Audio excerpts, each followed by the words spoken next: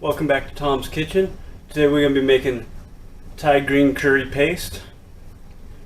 We're not going to be using a food processor, we're going to be using a mortar and pestle as how it was traditionally made, with some what you may call exotic ingredients. Some of these ingredients you may know of, some you may not.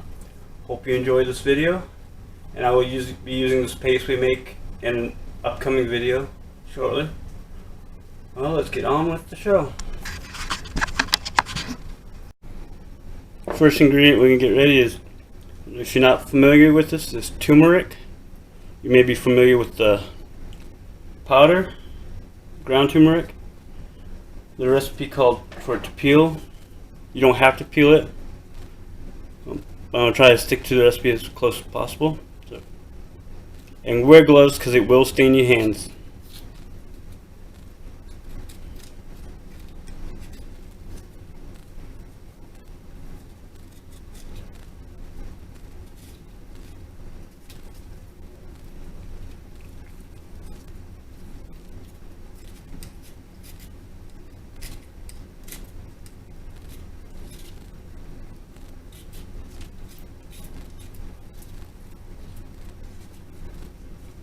I'm going to worry about the ends because we're just going to cut those off.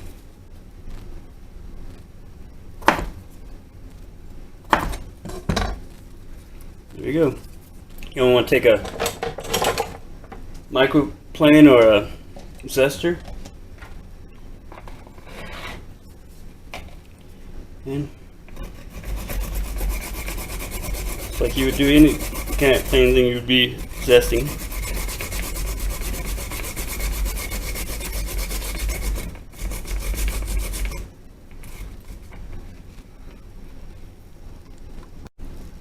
Our next ingredient is going to be Thai bird chilies. You want to use the green ones. They do have red or orange ones. These are just more ripe. So those off to the side. But the green chili is one of the things that give it color. Just going to want to cut off the tops. Wear gloves so you don't rub your eyes and get that lovely capsicum oil in your eyes. I learned from experience. It's not a fun time.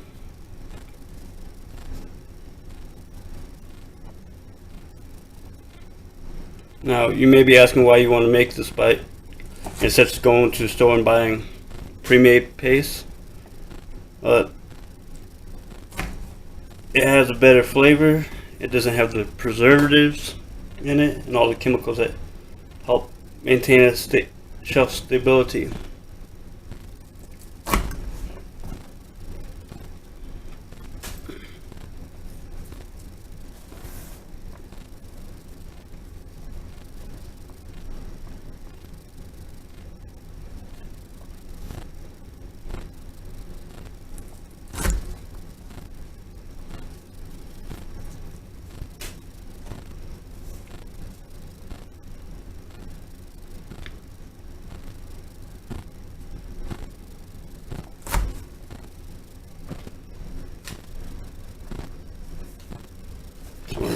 Chop these up. Doesn't have to be too fine or anything because we're going to be grinding them.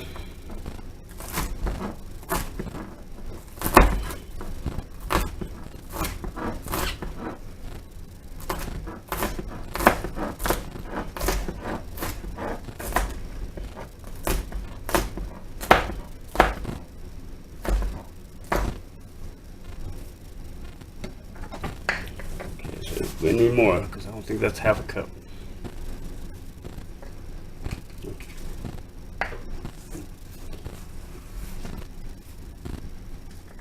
Okay. There we go. We got half a cup Thai bird chilies. Now, if you don't like heat, you can always, or that much heat, you could dial it down with another green chili that's less hot. If you don't like heat at all, you could always use something neutral like green bell pepper or leave it out entirely. The next ingredient is lemongrass. What you want to do is cut off the bottom and the top. and peel the outer layer. You don't want the dry part in. And you cut off any part that is dry. And you're going to beat one of the bottom about 4 inches or so. So you're going to just chop this up and slice it.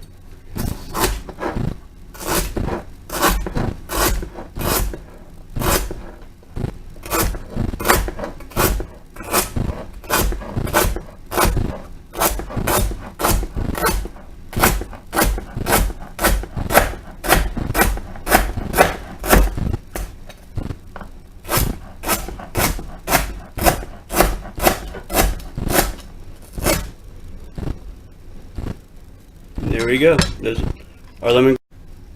Our next ingredient is called galangal. It's similar to ginger, though it has more of a peppery spice to it, more earthy tones. You can either peel it like we do, like I've showed you how to do a ginger with a spoon if you have the time, or you can just cut it down. Cut the skin off.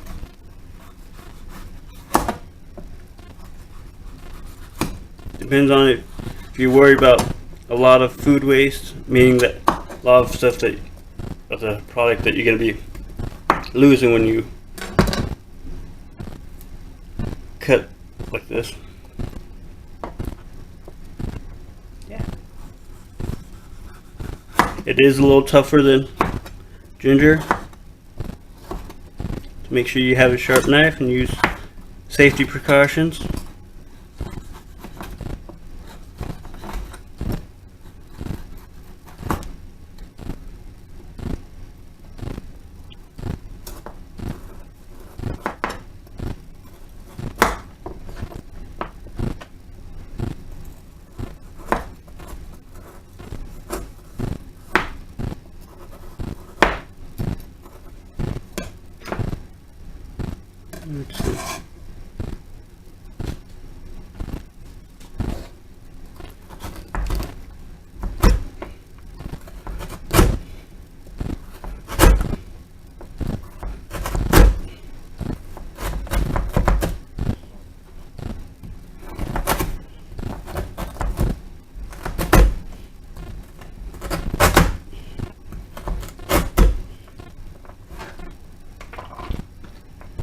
We'll be wanting about 1 tablespoon chopped galangal. Yeah, next ingredient is what's called kaffir lime leaves. They're from a kaffir lime tree, which is an actual fruit that they use. I'll put a picture of what the fruit looks like after this. Gonna cut it up.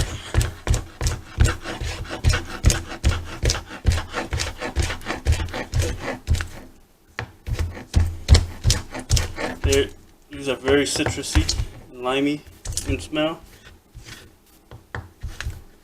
The Thai and Indonesia cuisine use it a lot. Not just the leaves, but the fruit as well.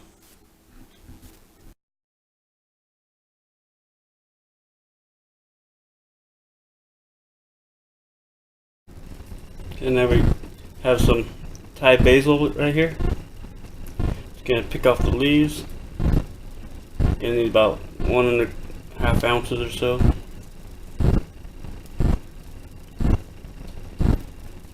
As you notice, Thai basil has a purple stalk, not a green.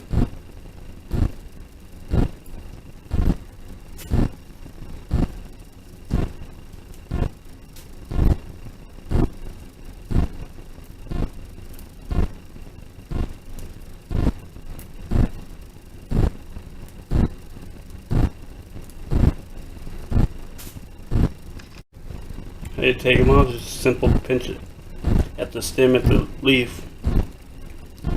You only want the leaves, not the stems or the little where the flowers would be.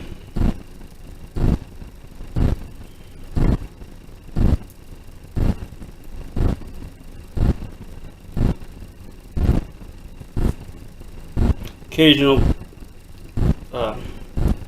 longer stem on the leaf is fine.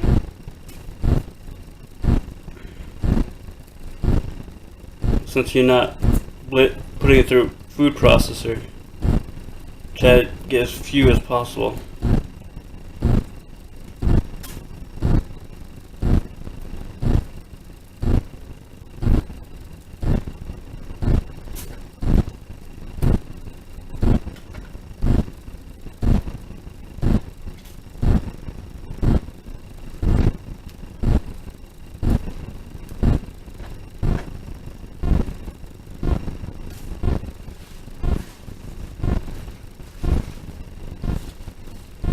You just can chop this.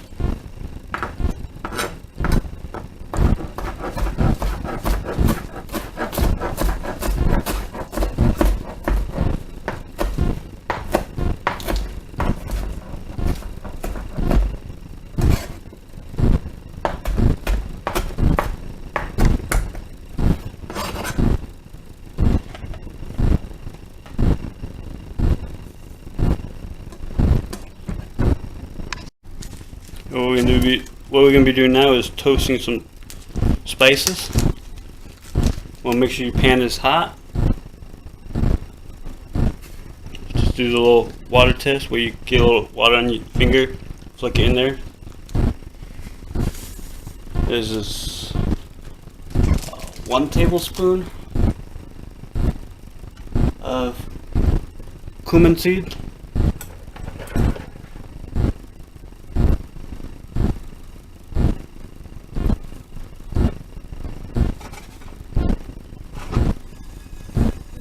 You'll be able to tell when it's toasted.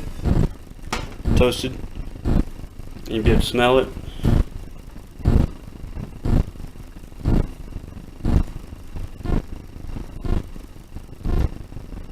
And when you're toasting spicy, you want to put the ones that you can toast them all together if you want. Well, put the ones that take the heartiest first. You can see. I don't know if you can see on the video. There's smoke coming off. That's what we're going for.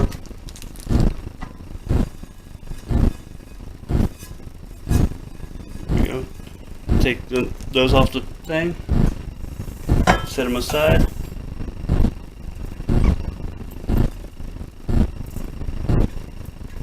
Try and get them all out so you don't burn. Next is 1.5 teaspoons coriander seed.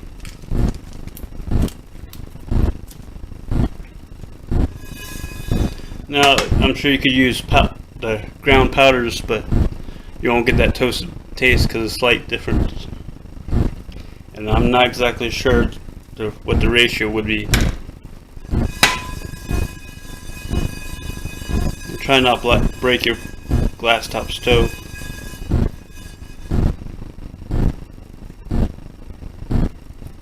These I had to dig out of my pickling spice because I couldn't find them anywhere in town. If you don't know, this here is a mortar and pestle. This is a mortar, this is a pestle. Now we combine the green chilies.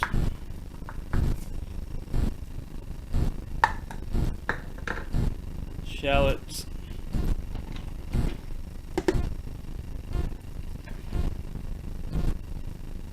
And the garlic.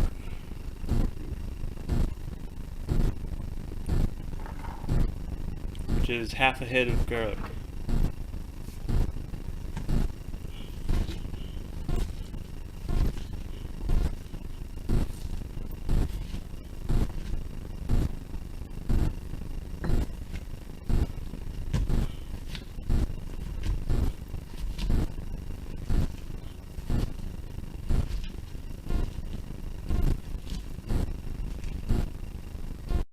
Now that I've worked it down a bit, we're going to add the lemongrass,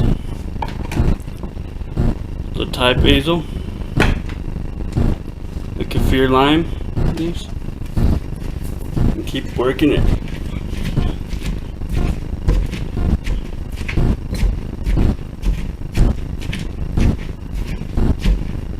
Now if you had a blender, like a food processor, you'd be done in a second.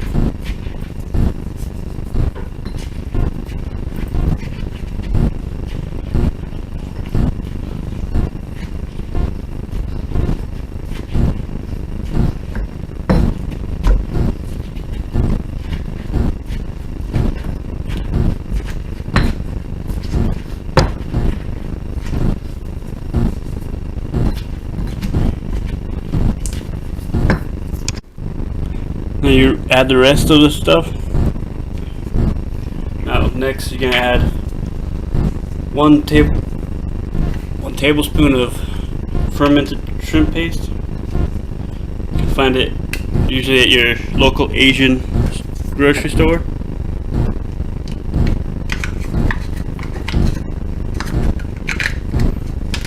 And if you want to keep this vegan, you just leave out the shrimp paste, obviously. And you could probably use like something like mushroom, some sort of mushroom product to substitute the umami flavor that the shrimp paste gives.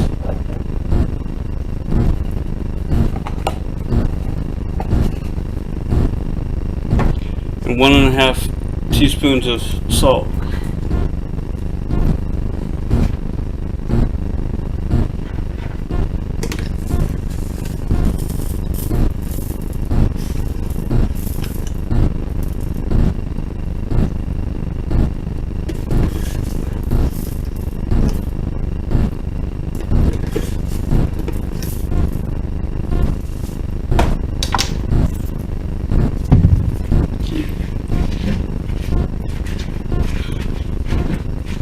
Working it in.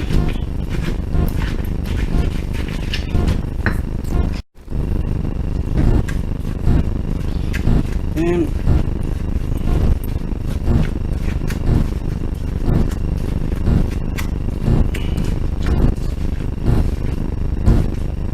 if you don't think it's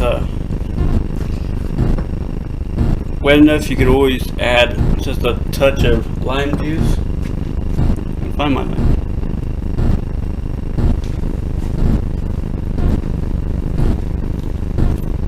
Not much, just a dabs.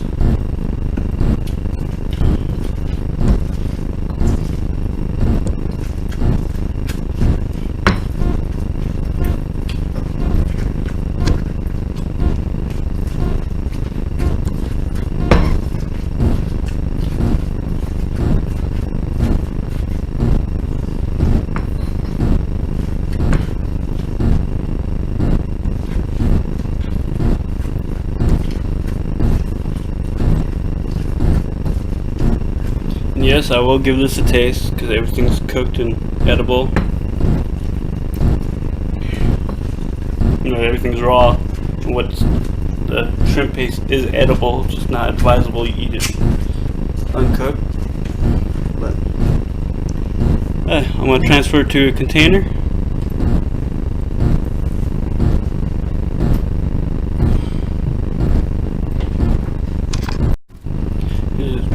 Scrape down the pestle.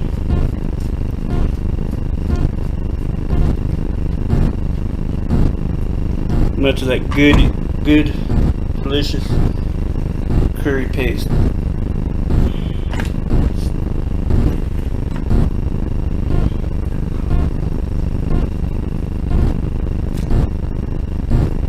And yes, if you use the blender, it would be be a lot smoother.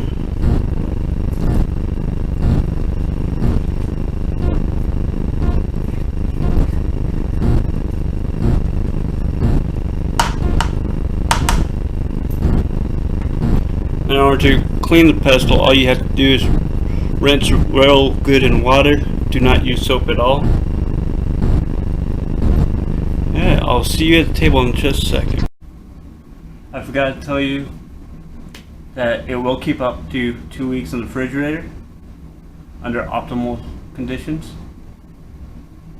But yeah, hope you enjoyed it. Okay, let's have a little tiny taste. As you can see, there's some on there. Here we go.